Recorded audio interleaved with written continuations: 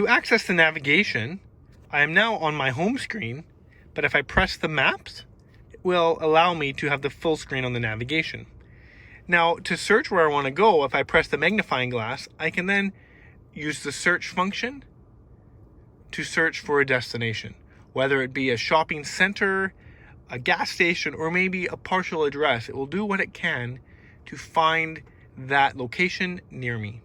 If I'm looking to go to Walmart, I just start typing. As you can see, it did already find the name Walmart. I will hit search, and now it is going to list them typically in closest to furthest away. As you can see, there is one close to me. It is now searching for the results. I'm going to hit go because that's where I want to go. And that looks great, so I'm going to hit OK. Please proceed to the highlighted route, then the route guidance will start. To cancel, on the bottom right, you can see the X. Hit the X. Are you sure you want to delete? Yes, I do. I don't want to go to Walmart. It is now gone.